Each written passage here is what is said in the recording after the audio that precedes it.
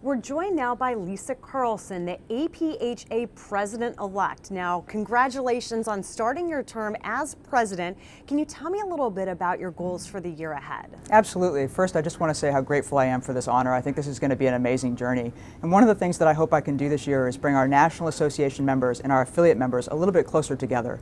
So the science base in our sections, the evidence base, is really important to public health. And the local grassroots advocacy in our affiliates is unparalleled. So when we marry those two things together, the synergy between them is our greatest strength. It's this awesome collective strength for our advocacy work.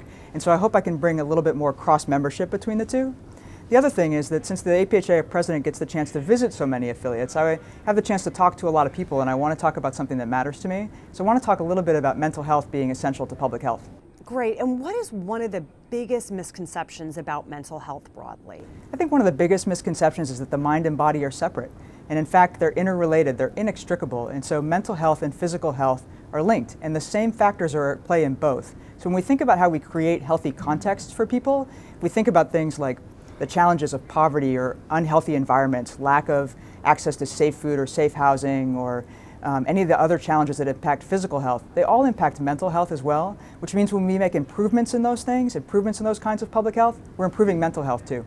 And what's currently being done to improve mental health across the lifespan, and what more needs to be done? Well, unfortunately, not enough is being done really at any age for mental health. If we think about it, we know that some of the signs of anxiety disorders show up in kids as young as 6 years of age. And 15% of high school students have seriously considered suicide.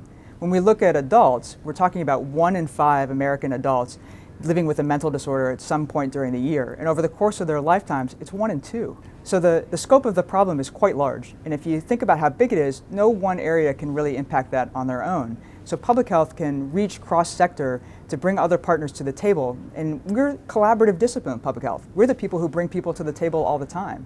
And so there's really no reason that we can't do that here to lots of tables, lots of people where everyone has a seat to work on this issue.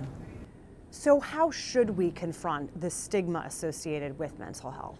You know, I'm really glad you asked the question that way, because one of the things people do a lot is use the term mental health when what they mean is mental illness, because there's not really stigma to mental health, right? There's stigma to poor mental health.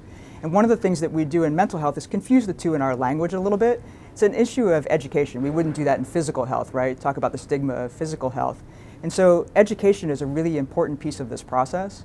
And we want people just to talk about it. It's an issue that we want to get out into mental health, into all of our public health policies. And this could include educating ourselves, educating legislators, educating our partners. And it's something that's really important in the process. The Carter Center actually just gave 8 new fellowships to journalism students to improve mental health reporting, which will go a long way towards working on awareness and communication. What can we do to shift to a culture where mental health is seen as being as important as physical health? Well, I mentioned that the social determinants are the same in the two, right? So this is the very stuff that we work on in public health. And the single most important thing we can do is talk about it, whether that's as a public health professional or in our families. This is our lane. This is public health. Lisa, thank you so much for joining us and talking to us about such an important issue today. Thank you.